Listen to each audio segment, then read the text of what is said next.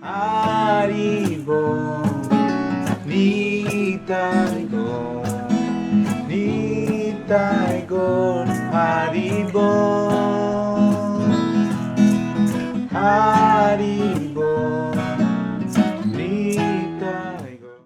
Namo Vishnu Padaya, Krishna Prastaya Bhutale, Mate Siddha Swarupananda, Paramahamsa iti namine.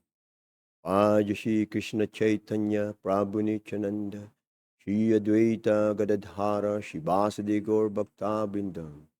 Hare Krishna, Krishna Krishna, Hare Hare, Hare Rama, Rama Rama, Hare Hare. Haribol. So, ang layunin po ng ating buhay ay makamit ang relihiyon. At isa lamang po naman ang relihiyon. Ito po ay ang relasyon natin sa Diyos na tayo ay mapagmahal na nagsisilbi sa Kanya. Nagpapailalim sa pagmamahal niya. Nagpapailalim sa Kanyang leadership o liderato. Kanyang pangalaga. So para po natin ito ay makamtan, ay dito nga po sa ating talakayan na to, ay merong 4 na prinsipyo na ating inaalam at sana ipanalangin natin na magawa natin, mapasa atin, makamtan natin. Dahil ito ay ang tutulong sa atin para muli nga natin makamit yung ating nakalimutan na natin na relasyon sa Diyos na mapagmahal na pagsisilbi sa Kanya. So tayo po ay nasa 3 bahagi na. Ito yung compassion, mercy, pagiging maawain, may malasakit, may paghahangad ng kabutihan sa ating kapwa. Para po makamit natin ang relihiyon, ang ating nakalimutan na relasyon sa Diyos, ito po ay sa biyaya din ng Diyos. Ito po ay sa tulong din niya. Di po natin to kayang makamit sa pamamagitan ng sarili nating kakayahan. Dapat lamang po nating ituon ang ating atensyon sa paggawa ng mga aksyon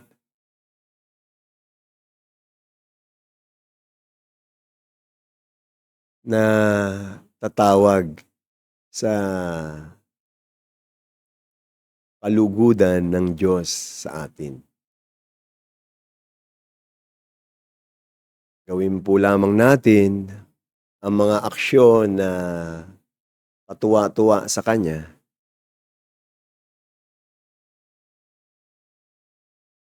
Nagpapakita ng pag-surrender sa Kanya, pagsunod sa Kanya. Yung mga gawain na to ay gawain ng talagang tagapagsilbi ng Diyos. At pag nakita na niya na tayo ay nagbabalik loob na sa pagmamahal, pagsisilbi sa Kanya, ay tuluyan na niya tayong iwe-welcome sa kaharian, ng pagmamahal, pagsisilbi sa Kanya. Di po natin pwedeng isiksik yung sarili natin sa kaharian ng Diyos kung hindi po tayo kwalipikado. Meron pong kwalifikasyon. At ang kwalifikasyon po ay yung ating pong puso, isip, o nating sarili ay inaalay natin sa Kanya na may pagmamahal.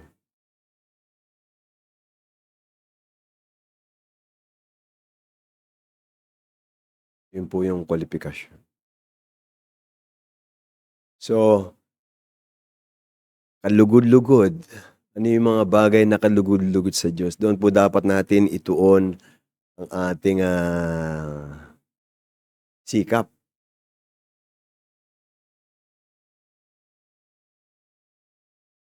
Huwag natin ituon ang ating sikap na makita yung Diyos. Doon po natin yung ating sikap na tayo yung makita ng Diyos, mapansin ng Diyos.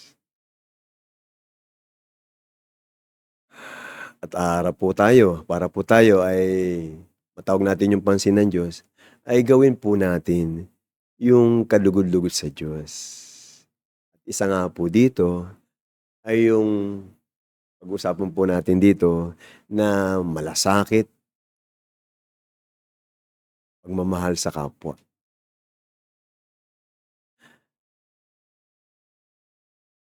Lahat po tayo ay maliliit na anak ng Diyos.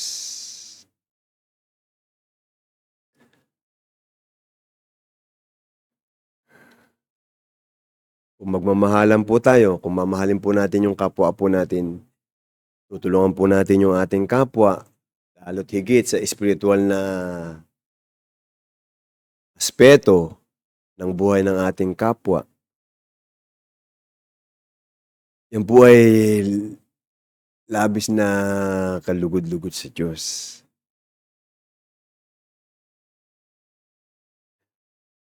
Halimbawa po ay gusto kong maging malapit doon sa aking kapitbahay. Merong bagong kapitbahay akong dumating. Gusto kong mapalapit sa kanya para maging maganda yung relasyon namin.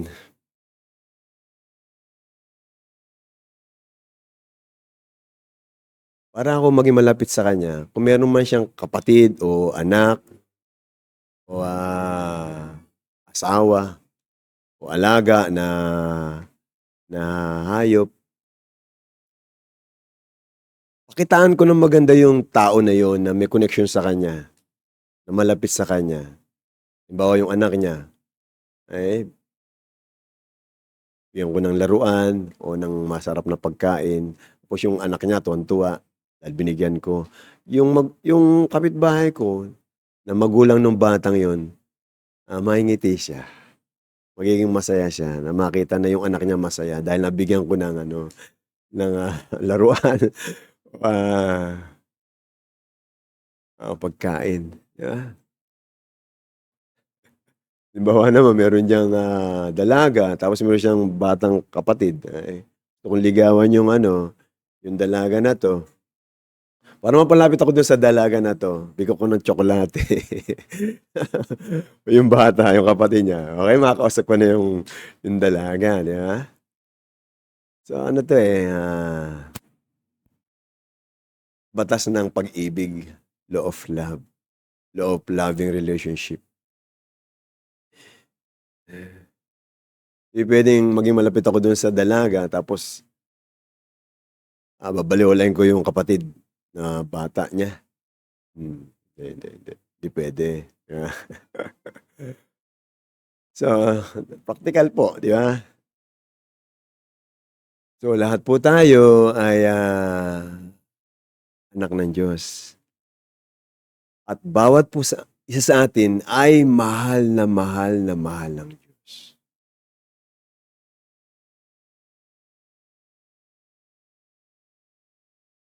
So, ang gusto po natin mapalapit sa Diyos, muling mabuksan, muling magising yung ating malapit na relasyon sa Diyos, pagmamahal natin sa Diyos, mahalin po natin yung ating kapwa.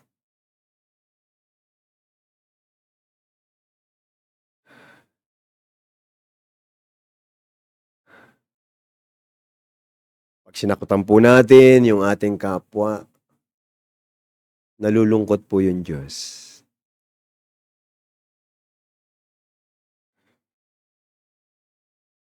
At hindi po tayo mapapalapit sa Kanya.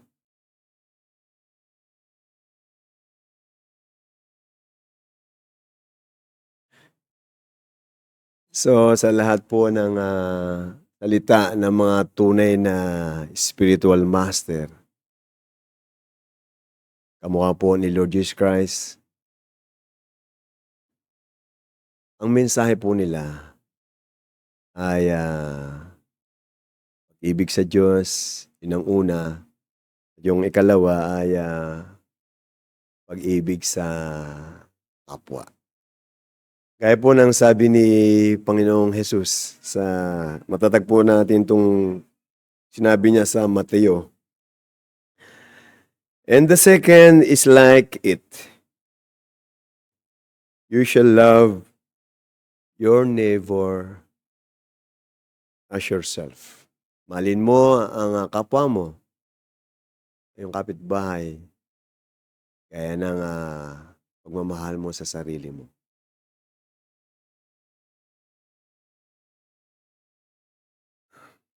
Mahalin ang kapwa. Lahat ng kapwa.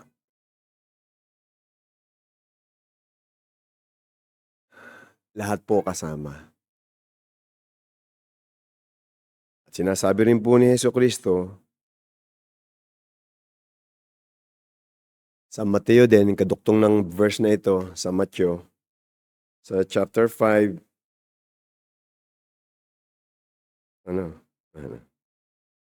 Sa chapter 5 po ng Mateo, text 44 to 45, meron pong sinabi si Jesus dito na maski yung kaaway mo, yung tao na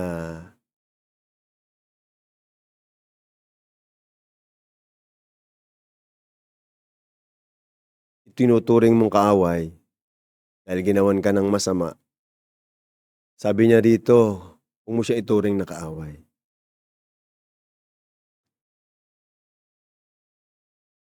Kung itunuturing ka man ng tao na yon na kaaway, dahil hindi kayo magkasundo sa isang bagay o anumang bagay, huwag mo siyang ituring na kaaway. Ituring mo siya na kapatid mo. Okay? Siya man ay nasa kalagayan na hindi kanya itinuturing na kapatid, anak ng Diyos, isa yung Ama natin, ay huwag mo siyang gayahin. Okay? Meron pong sinabi Jesus, basahin ko na po. Sabi po niya, sa Mateo chapter 5, text 44 to 45. Sabi po niya, but I say unto you, love your enemies. Bless those who curse you. Do good to those who hate you. And pray for those who spitefully use you and persecute you, that you may be sons of your Father in heaven. For he makes his sun rise on the evil and on the good, and sends rain on the just and on the unjust. So, sinasabi po rito ng Panginoong Hesukristo na mahalin mo ang iyong kaaway. Ipanalangin mo yung mga umuusig sa'yo, hindi gumagawa ng mabuti sa'yo.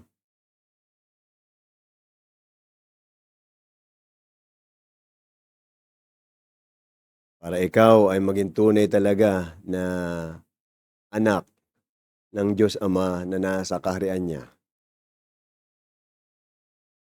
Dahil yung Ama,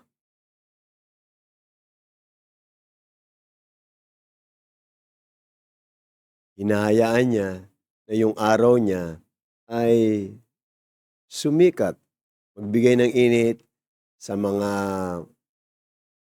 may katarungan at walang katarungan ng mga tao. At pinapaulan niya maski dun sa mga masasama, maging sa mabubuting tao.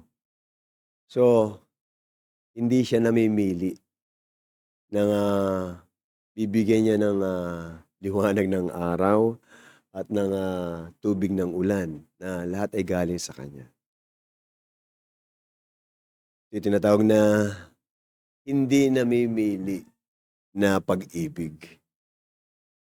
Sa isang salita, sinasawag din to na walang kondisyon na pag-ibig.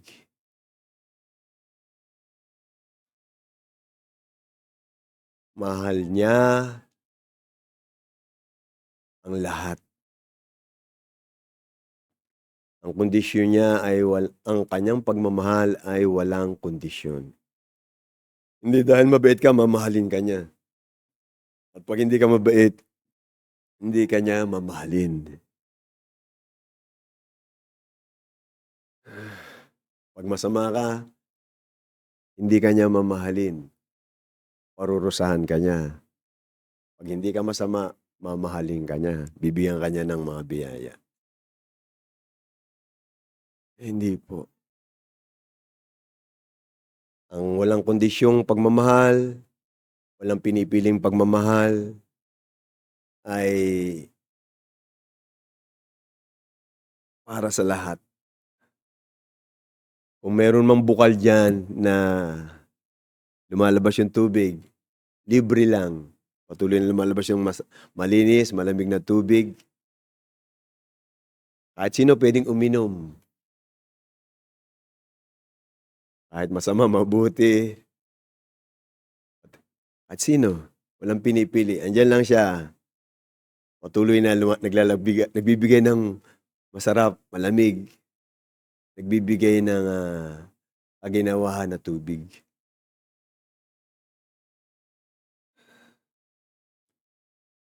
So tayo po ay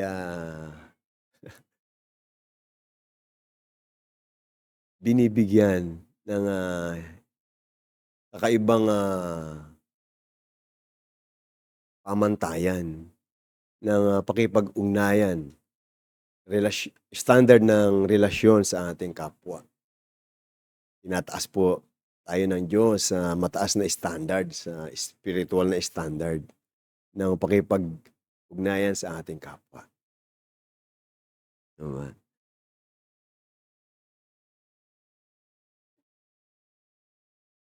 So napakaganda ng pag-ibig na spiritual, divine love. At ito ay malalaman lamang natin. Magkaroon tayo ng access. Karoon tayo ng pagkamalay sa ganitong dalisay na pag-ibig. Kapag po tayo ay pinalad na magkaroon ng pakipag-ugnayan sa isang tunay na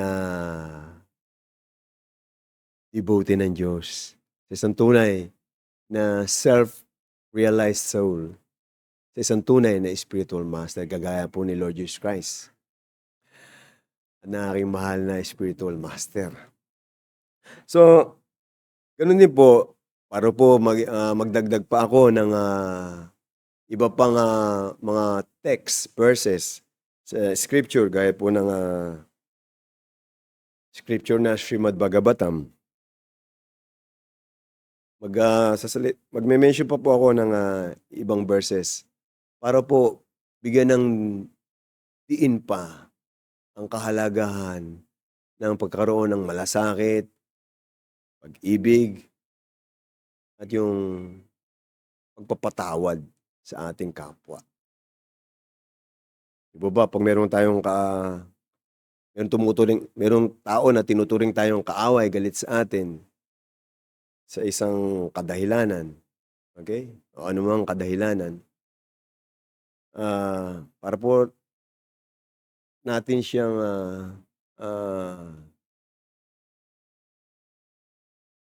mapadamahan ng tunay na pag-ibig, malasakit, ay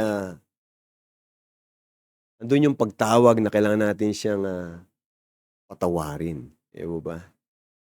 Kailangan natin siyang pagpasensyahan.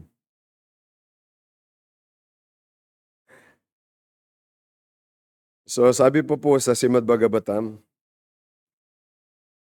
the Supreme Lord is very satisfied with the transcendentalist when they greet other people with tolerance, mercy, friendship, and equality. Napakasaya po ng Diyos. Labis na nasisiyahan ang Panginoong Diyos kapag ang isang spiritualist, ang isang transcendentalist, ay binabati niya, ay pag-ugnayan siya sa ibang tao na meron siyang pagpapasensya, tolerance, mercy, awa, friendship, tinuturing niyang kaibigan yung kapwa niya, at equality, meron siyang pagtingin sa kapwa niya na tayo ay parehas lamang sa mata ng Diyos. Tayo ay parehong anak niya.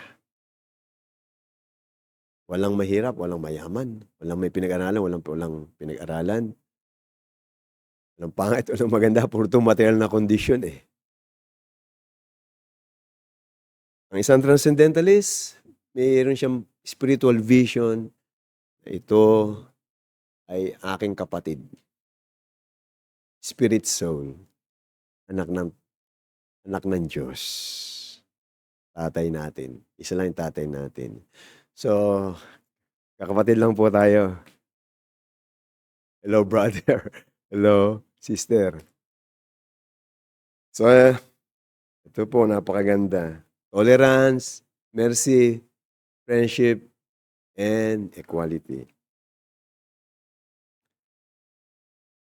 Tungkol naman po sa pagmamahal sa kaaway, pagpapatawad, sa Srimad Bhagavatam pa din po, ito po yung sinabi.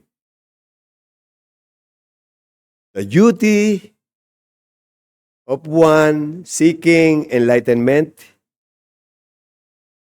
is to culture the quality of forgiveness, which is illuminating like the sun. The Supreme Lord Hari is pleased with those who are forgiving.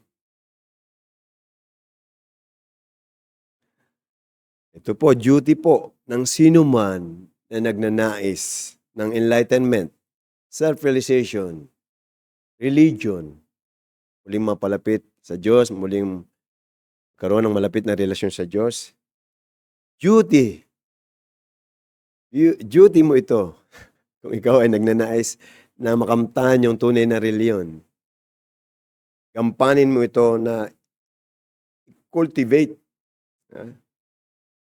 the quality of forgiveness. Linangin yung katangian ng pagpapatawad.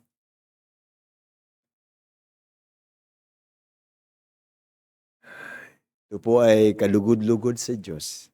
Itong katangian ng pagpapatawad ay, napaka-glorious, nagniningning tulad ng isang araw. Ito ay napakagandang katangian, nagniningning ng magandang katangian at ito ay labis na kapansin-pansin, nakakatawag ng pansin sa Diyos. Tuwang-tuwa yung Diyos pagka meron tayong ganitong katangian na sa kabila na yung kapwa natin ay gumagawa ng hindi mabuti sa atin, sa anumang kaparaanan, ay tayo ay nagpapasensya, nagpapatawad.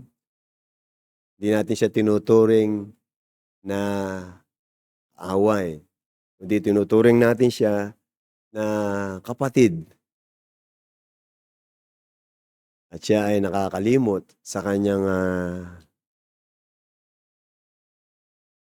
orihinal na katangiang espirituwal na mapagmahal.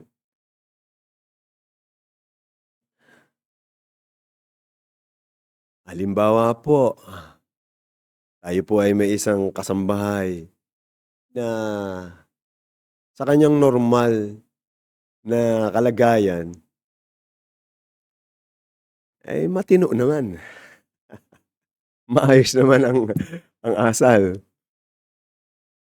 Ngayon po, naimpluwensyahan ng isang, kaibigan, tinuturing niyang kaibigan, barkada at siya ay, naaya na mag-drugs, magdroga, magshabu. Siya ay nalulong. Ngayon 'pag siya ay nasa impluwensya ng droga, ay masama yung masama yung, ugali, masama yung asal, masama yung ginagawa, masama yung sinasabi.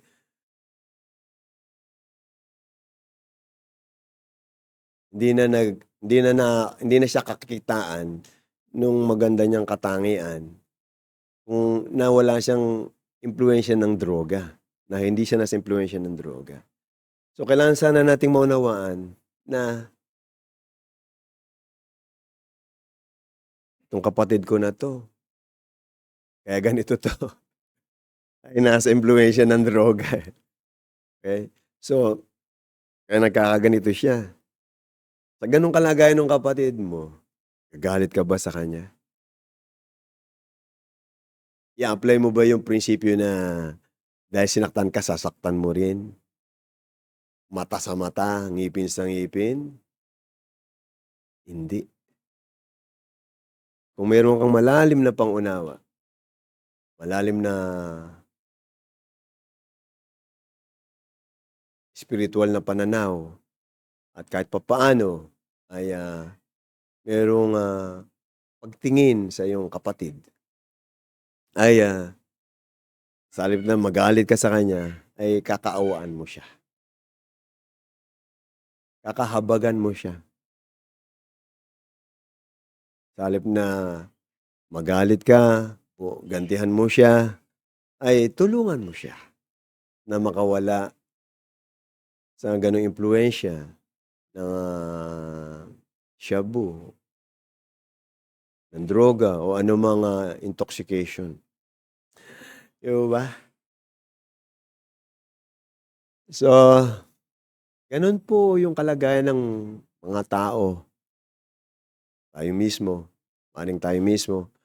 May iba't iba po tayong impluwensya ng, droga, ng material nature. Eh, tayo po ay nag-aasal na 'di maganda, asal na hindi espirituwal. So, ito pong, topic ng forgiveness, pagpapatawad, pagmamahal sa kapwa, ay mahaba pong topic. Bibigyan ko po ito ng ng, isang panahon, na tayo po ay magfo-focus sa usapin na ito. So, ang punto po dito sa ating talakayan na 'to ay,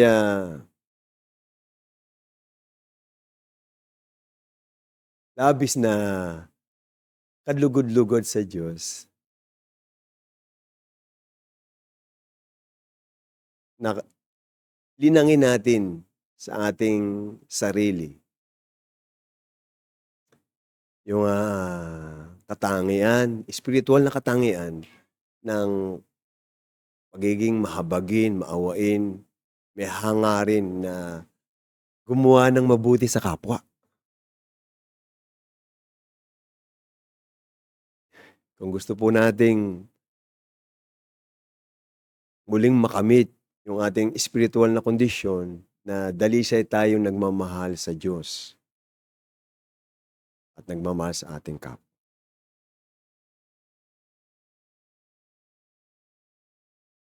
Kung sa ating sarili, nakikita natin sa ating sarili yung bugso na maging makasarili.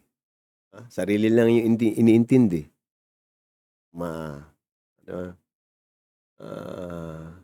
Kuripot. Kuripot magbigay ng tulong sa kapwa natin.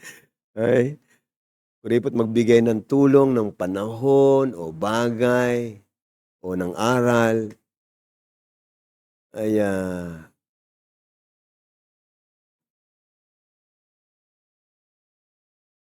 pumalag po tayo. Ayawan natin yung ganong bugso na impluwensya na sa atin ng material na buhay. Kung ang lahat man ay mga kuripot, madadamot, ayaw mag-offer ng sakripisyo. Huwag po nating pamarisan.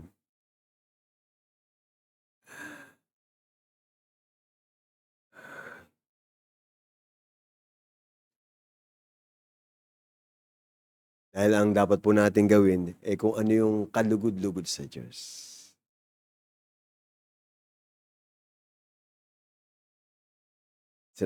Binasa ko pong verse mula po sa Matthew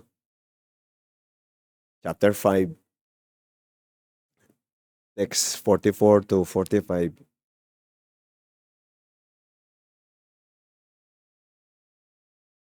Pinakita rito kung ano yung pagmamahal ng Diyos. Unconditional, undiscriminating yung pagmamahal niya. Minamahal niya lahat, mabuti, masama, makatarungan, hindi makatarungang tao. Minamahal niya lahat.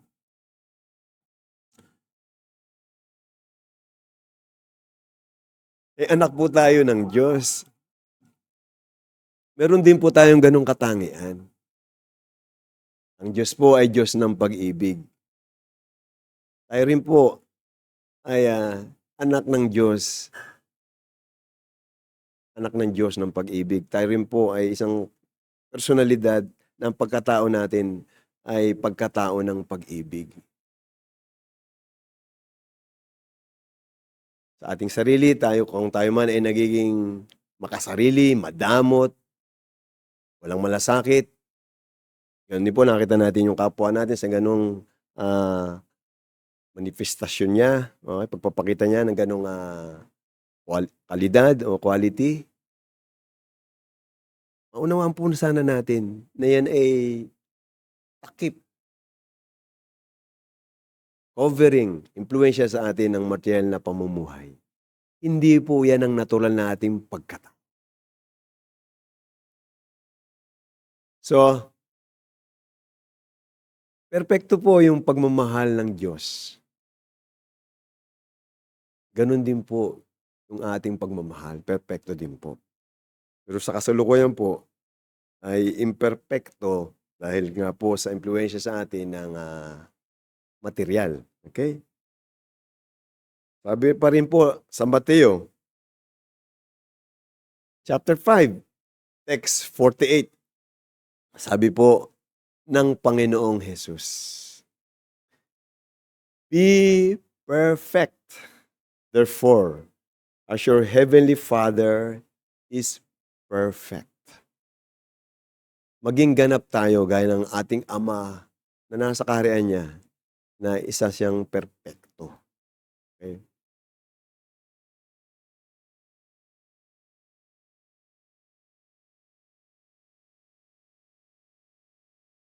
Ang hirap naman yan. Ang hirap naman yan. Totoo po, mahirap po itong makamtan. Kung sa sarili lang po natin, hindi po natin 'to makakamtan. Kailanganin po natin ng tulong, ng pakikialam ng Diyos. Para po ito ay ating makamtan. Ang kailangan po lamang sa ating parte ay hangarin natin. Sa oras na ito ay ating madinig at nagkaroon tayo ng konting pangunawa, ba't pala ganun ako? Maghangad po tayo na makamit natin yun. Mag-aspire tayo na makamit natin yun. At sa tulong, sa impluwensya ng mga pure devotee ng Diyos, sa pakikisalamuha sa tao na may ganitong katangian. Ang tao lang na may ganitong katangian ay yung mga pure devotee ng Diyos. Yung mga advanced sa spiritual life. Advance sa kanilang relasyon sa Diyos. Makisalamuha tayo sa ganitong tao at sa impluwensya niya ay makakamit natin ang ganitong katangian. Makisalamuha tayo sa Diyos sa magitan ng pakikinig sa mga magagandang katangian ng Diyos. Pakikinig sa mga paglalarawan ng mapagmahal ng relasyon sa kanyang mga devotee. Madidinig natin, mababasa natin yung mga nagniningning na magagandang katangian ng Panginoon Diyos at ng kanyang mga pure devotee. Ito po ay mag-i-inspire sa atin. Palalakasin nito yung ating hangarin na sana ganun din ako. Sana ganun din ako. At meron nga pong prinsipyo, man proposes, God disposes. Okay? So, ibibigay po sa atin yun ng Panginoong Diyos. So,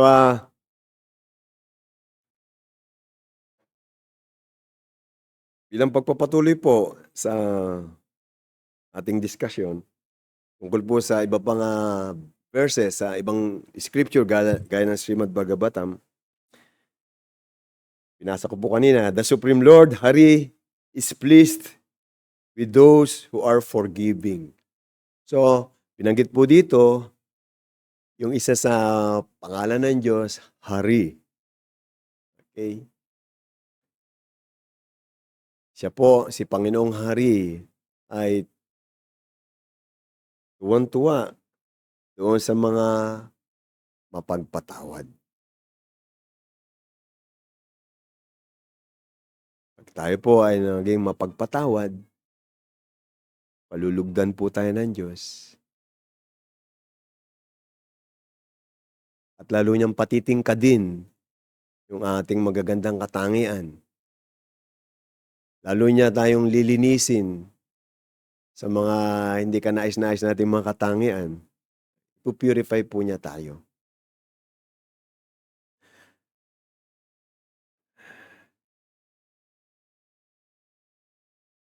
Kailangan pong matanim sa ating puso, sa ating isipan, sa ating sarili, ang prinsipyo na hindi sa pamagitan ng ating sariling lakas natin makakamtan yung ating nakalimutan na pagmamahal sa Diyos. Ito po ay sa tulong, tanging sa tulong at biyaya lamang ng Diyos natin makakamtan. Mahirap maging mapagpatawad. Mahirap magmahal ng kaaway. Mahirap po yan. pansinin natin yung sarili natin 'pag merong gumawa sa atin ng masama, ay, gusto mong gumanti, 'di ba? Gusto mong gusto mong pasabugin, gusto mong i i-ano, i-eliminate, 'di ba? Yan po napakahirap 'tong ano, pagiging mapagpatawad. Mahirap magmahal nung kaaway. Yung magmahal ng mabait sa'yo, dali lang, 'di ba?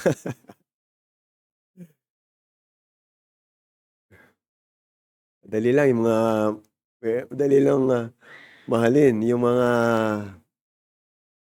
gumagawa sa'yo ng mabuti, pero magawa sa'yo ng masama. Wow! Ibang level 'yan, 'di ba? So, makamtan lang po natin 'to sa tulong ng Diyos. At ang pangalan nga po ng Diyos ay Hari. Isa po sa pangalan ng Diyos ay Hari.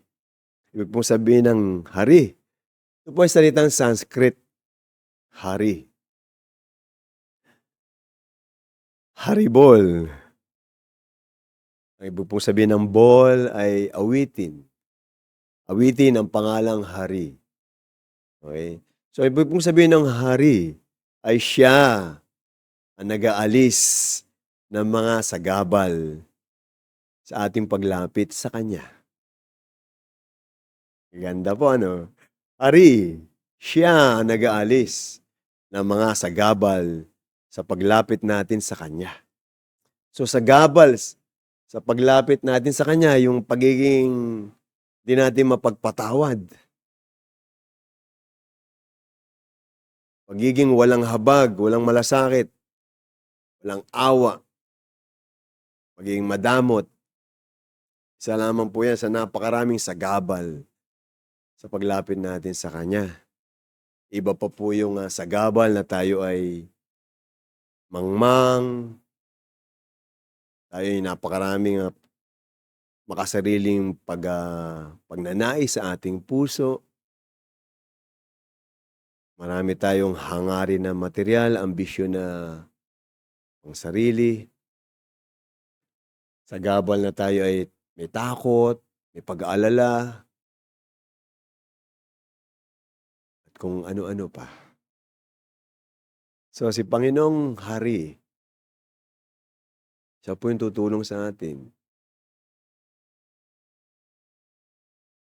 na mawala yung mga nakapatong sa balikat natin, na mga alalahanin, mga problema, mga sagabal, para po sa ating buhay espiritual.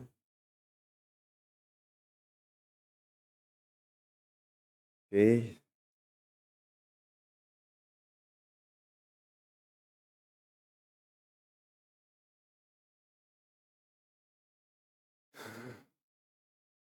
So, gawa po tayo ng kabutihan sa ating kapwa. Maghangad po tayo ng kabutihan sa ating kapwa. Gaya po ng paghahangad natin ng kabutihan sa ating sarili. Iiwan ko pa po sa inyo ang 2 verses mula po sa Srimad Bhagavatam. Isa po naman ay sa Vishnu Purana. Para po bilang pagsasara sa ating pong talakayan na ito tungkol sa compassion, mercy. Sabi po sa Srimad Bhagavatam, "It is the duty of every living being to perform welfare activities for the benefit of others with his life, wealth, intelligence, and words." Duty, kampanin, gawain, tungkulin ng bawat isang living entity, bawat isa sa atin, na gumawa ng mga gawain na para sa kapakanan ng ibang tao, ng ating kapwa. Lahat ng ating kapwa, kaaway, kaibigan, tao, hayop, lahat ng may buhay. Yung buong buhay natin, ating kayamanan na nasa ating pansamantalang pangangasiwa, intelligence, ating karunungan, yung ating salita. Gamitin natin to para sa kapakanan ng ating kapwa. Gampanin po natin to. Ito po ay masarap na buhay. Nandito po yung kaligayahan sa pagtulong po sa kapwa. At po lahat ng kapwa ay kapatid natin, kaduktong ng ating pag-iral. Lahat po tayo ay may kaugnayan. At ito pa po yung huli mula po sa Vishnu Purana. By his words, thoughts, and words, an intelligent man must perform active actions which will be beneficial for all living entities in this life and in the next.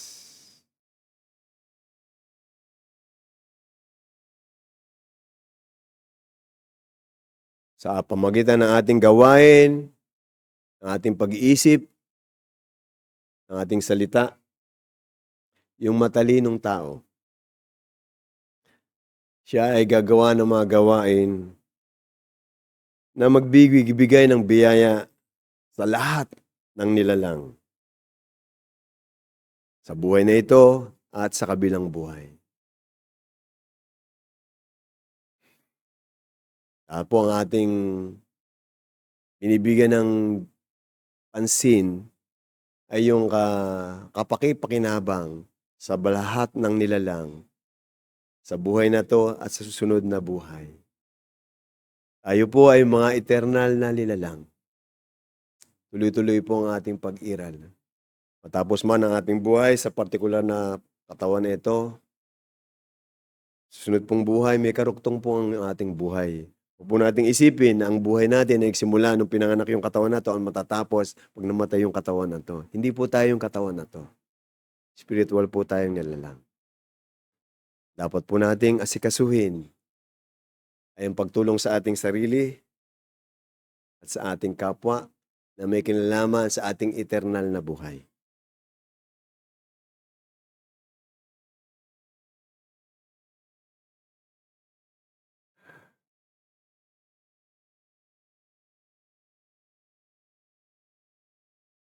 Sa tulong po ng mga spiritual master, sa tulong po ng Panginoon Diyos,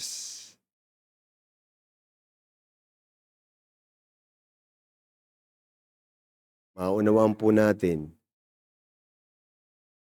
na tayo ay mga spiritual na nilalang. Lahat po tayo ay magkakapatid. Ang magbibigay po sa atin ng kaligayahan ay yung pag-ibig. Punong-puno po tayo ng kawalang hangganan, sat, punong-puno po tayo ng karunungan, kamalayan, chit, punong-puno po tayo ng kaligayahang espiritual or ananda. Yung pong ananda, kaligayahang espiritual, yung pong kaligayahan po na yan, ay nagmumula po sa pagraranas po natin ng spiritual na pag-ibig. Malaking-malaki po ang mamimiss natin, ang mawawala po sa atin kapag hindi po natin natikman yung spiritual na pag-ibig. Ito po yung magbibigay sa atin ng kaligayahan. So, ito pong pangatlo na ito na haligi ng reliyon, pagkaroon ng awa, habag, na ang pinakaugat ay pag-ibig. Ito po ay kinakailangan po nating linangin, isingin sa ating puso, sa ating pagkatao. Ito po tayo, mapagmahal po tayong espiritual na nilalang. Natatabunan lang po yan. At sa tulong po ng mga pangalan ni Panginoong Hari, ng Panginoong Diyos. Isa lamang naman po yung Panginoong Diyos, marami lamang po siyang pangalan. Isa nga po diyan yung Hari. Yan po yung pangalan niyang Jehovah, Allah, Yahweh, El Shaddai, Gopala, Govinda. Napakarami niyang pangalan. Sa pamamagitan po ng tulong ng Diyos, muli pong mapupukaw sa ating pagkatao yung espiritual na pag-ibig. At muli pong nating matitikman yung espiritual na kaligayahan. So lapit po tayo sa Diyos. Lapit po tayo sa mga pure devotee ng Diyos. Dahil po sila ay nasa mundo ng espiritual na pag-ibig. Yun po yung kanilang mundo. Magpailalim po tayo sa kanilang impluensya. At mananatili tayo sa kanilang impluensya sa pamamagitan ng laging pakikinig at pag-awit ng mga banal na pangalan ng Diyos na siya po nating ginagawa. Sankirtan Meditation.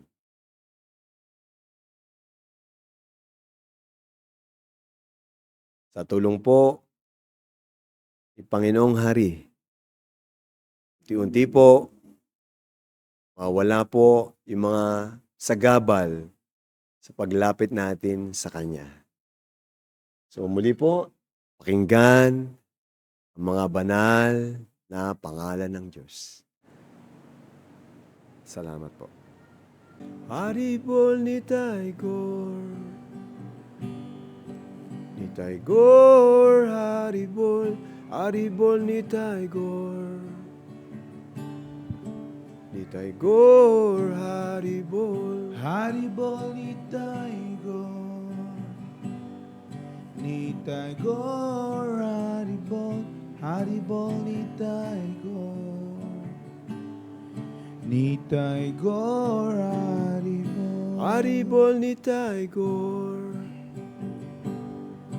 Nitai Gaur, Haribol, Haribol Nitai Gaur, Nitai Gaur, Haribol, Haribol Nitai Gaur, Nitai Gaur, Haribol, Haribol Nitai Gaur, Nitai Gaur, Haribol, Haribol Nitai Gaur, Nitai Gaur, Haribol, Haribol Nitai Gaur, Nitai Gaur, Haribol, Haribol Nitai Gaur, Nitai Gaur, Haribol, Haribol Nitai Gaur, Nitai Gaur, Haribol, Haribol Nitai Gaur, Nitai Gaur, Haribol, Haribol Nitai Gaur, Nitai Gaur, Haribol, Haribol Nitai Gaur, Nitai Gaur, Haribol, Haribol Nitai Gaur, Nitai Gaur, Haribol, Hari Hari Hari, Hari Hari, Hari Hari Hari, Hari Hari, Hari Hari Hari, Hari Hari, Hari Hari Hari, Hari Hari, Hari Hari Hari,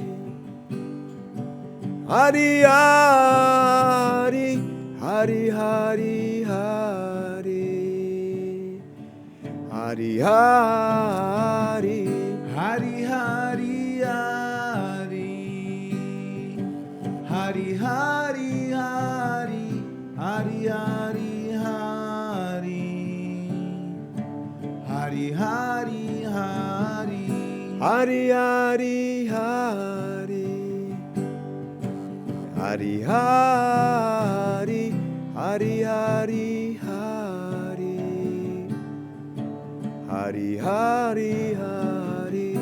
Hari-hari, hari. Hari-hari, hari-hari, hari. Hari-hari, hari. Hari-hari, hari. Ikaw na nag-aalis ng mga sagabal sa paglapit ko sa'yo. Hari-hari, hari. Ikaw na nag-aalis ng mga sagabal sa paglapit ko sa'yo. Hari-hari, hari. Ikaw na nag-aalis ng mga sagabal